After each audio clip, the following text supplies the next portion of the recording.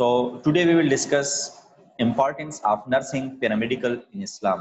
اسلام میں نرسنگ کی اہمیت. تو جس طرح حالت امن اور حالت جنگ دونوں میں ڈاکٹر کا کردار مسلم ہے کہ جنگ اور امن دونوں میں ایک ڈاکٹر کی ذمہ داری ہوتی ہے.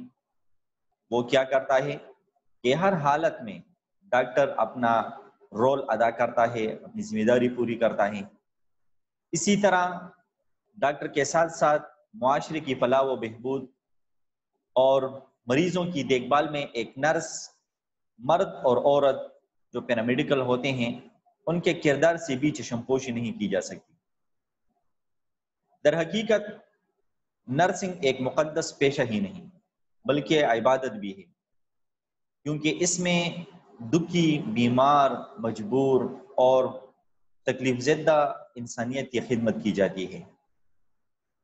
بقول خواجہ میر درد وہ فرماتے ہیں، درد دل کے واسطے پیدا کیا انسان کو، درد دل کے واسطے پیدا کیا انسان کو، ورنہ طاعت کے لیے کچھ کم نہ تھے کرو بیاں. مرد اور عورت نرس کی حلیم گفتاری، دست شفقت اور مناسب دیکھ بھال سے مریض کو آرام اور جلد سے صحتیابی کی امید ملتی ہے. ایک نرس جو ڈاکٹر کے ساتھ خدمت کرتی ہے، اور نرس میل ہو یا فیمیل ہو، مرد ہو یا عورت ہو، لیکن نرسنگ کے شعبے سے وابستہ ہو، تو وہ اچھی گفتگو کرتی ہے، نرم گفتگو مریض کے ساتھ کرتی ہیں، ان کے ساتھ شفقت سے پیش آتی ہیں اور مریض کی مناسب دیکھ بھال کرتی ہیں یا کرتے ہیں. تو ان چیزوں سے کہ نرسنگ کی یہ جو رویہ ہوتی ہے، اسی مناسب دیکھ بھال سے مریض کو آرام بھی ملتی ہے اور اس کو جلد صحتیابی کی امید بھی ملتی ہے. اور یہ تمام خدمات نرسنگ کو نہ صرف ایک ممتاز مقام عطا کرتی ہے بلکہ حقیقی معنوں میں معاشرے میں اس کی خدمت کا صلہ ہی نہیں دیا جا سکتا.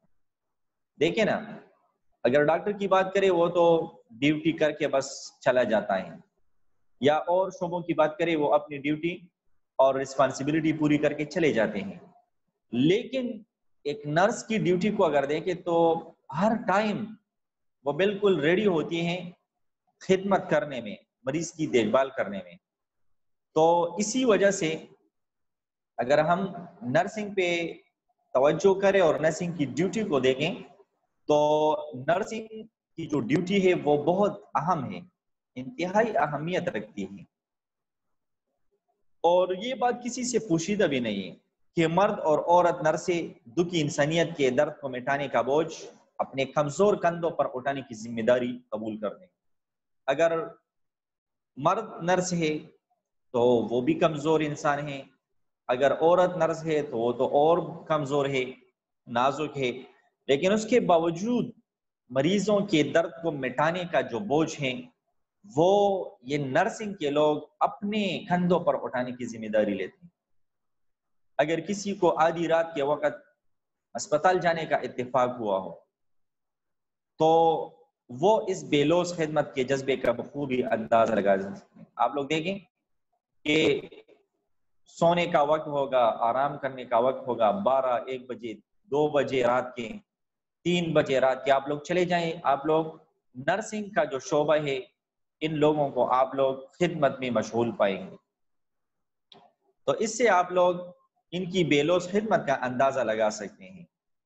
اور نرسنگ کا شعبہ صرف خواتین کے ساتھ ہی مخصوص نہیں کہ جی ہم تو نرس کا اگر کوئی تذکرہ کرتے تھے تو ہم کہتے تھے کہ جی وہ تو خواتین ہیں. تو یہ صرف خواتین کے ساتھ نرسنگ کا شعبہ مخصوص نہیں، کیونکہ آج کل اسی طرح مرد حضرات بھی نرسنگ کے شعبے میں اپنی خدمات بطریقِ احسن انجام دے رہے ہیں. آپ لوگ آج کل دیکھیں اسپتالوں میں جائیں تو نرسنگ سٹاف میں آپ لوگوں کو کیا ملیں گی؟ آپ لوگوں کو نرسنگ سٹاف میں عورتوں کے ساتھ ساتھ خواتین کے ساتھ ساتھ مرد بھی ملیں گے.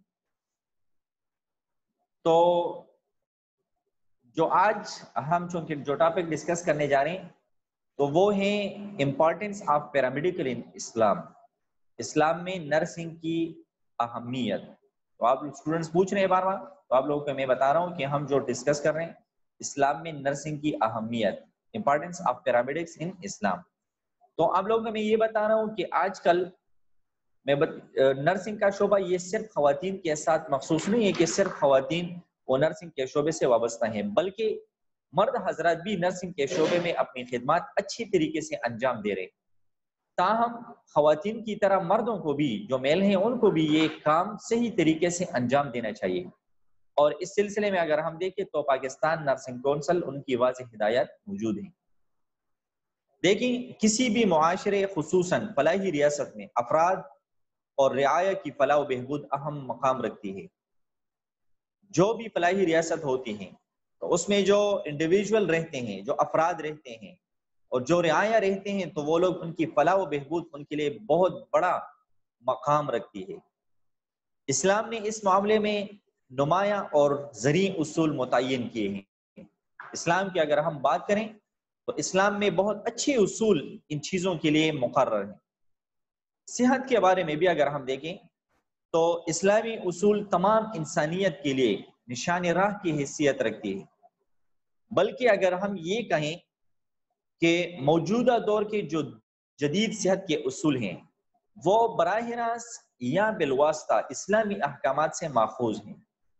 جو آج کل صحت کے اصول ہیں تو وہ تمام انسانیت کے لیے وہ بالواسطہ یا بلا واسطہ ڈائریکٹ قرآن اور احادیث، بالواسطہ قرآن اور احادیث سے ڈائریکٹ لیا گیا ہے، یا بالواسطہ قرآن اور احادیث سے استنباط کیے گئے ہیں اور اسلامی احکامات سے ماخوذ ہے، تو یہ مبالغہ نہیں ہوگا. میڈیکل میں، طب میں ڈاکٹر اور نرس کی حیثیت کسی بھی عمارت کے لیے دو ستونوں کی مانند ہے. ایک ڈاکٹر اور نرس، ان کی اہمیت، ان کی حیثیت جو عمارت کے لیے پلرز ہوتے ہیں، تو یہ میڈیکل کے دو پلرز ہیں، ڈاکٹرز اور نرس. علاج کے دوران نرسنگ یہ علاج کی تکمیل کی ضامن ہوتی ہے. ڈاکٹر تو آ کر سجیسٹ کرتا ہے اور علاج ان کو سٹارٹ کرا دیتا ہے. اب علاج کو تکمیل تک پہنچانا، مکمل کرانا، یہ نرسنگ کا ذمہ داری ہوتی ہے، نرسنگ ان کے ضامن ہوتے ہیں. بظاہر اگر کوئی ڈاکٹر کوئی کامیاب آپریشن کر بھی لے تو نرسنگ کے بغیر صحت کا کاملہ ممکن نہیں ہے، کیونکہ نرسنگ ان کا خیال رکھتے ہیں، ان کو ٹائم ٹو ٹائم وہ ڈوز پہنچاتی رہتی ہیں اور وہ ان کو کامیابی سے مکمل کرواتی ہیں. اب اگر ہم نرسنگ کی تاریخ پہ نظر دوڑائیں تو دنیا میں نرسنگ کی تاریخ مغربی اور مشرقی دونوں ذرائع سے ملتی ہے. مغربی تاریخ میں جو یورپین ہسٹری ہے، وہاں پہ 1860 عیسوی میں فلورنس نائٹ انگیل یہ ایک نرس ہے، اس کا نام سر فہرست ہے. جبکہ عالم اسلام کی پہلی خاتون جو نرس تھی بی بی رفیدہ بنت کعب ان کا نام تھا. ان کا تعلق مدینہ منورہ سے تھا.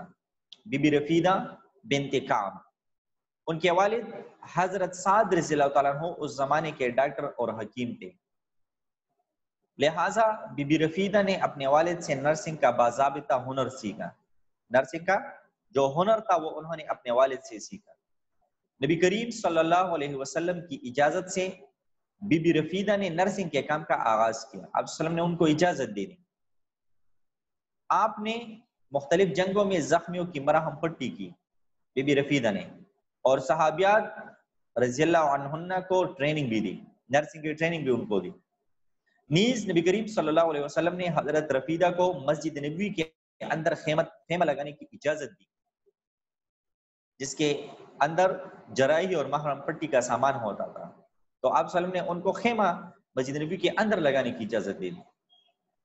غزوہ احزاب میں حضرت سعد بن معاذ رضی اللہ تعالیٰ عنہ جب زخمی ہوئے تو حضرت بی بی رفیدہ نے ان کا علاج کیا. اس کے علاوہ حضرت لیلہ غفاریہ، حضرت امیہ غفاریہ اور حضرت ام زیاد اشجعیہ رضی اللہ عنہن بھی عہد رسالت میں جراحت اور طبی مہارت میں مشہور تھی. جراحت جس کو سرجیکل ہم بولتے ہیں، اور مختلف غزوات میں انہوں نے شرکت کر کے زخمیوں کی مرہم پٹی بھی کی ہے.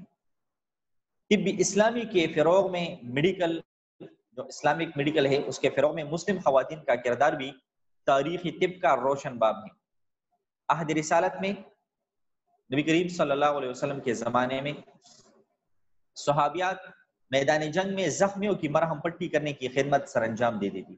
ایک طرف مسلمان کافروں کے ساتھ لڑنے میں وہ برسر پیکار ہوتے، دوسری طرف جو خواتین ہوتی تھیں وہ زخمیوں کی مرہم پٹی کرا دیتے۔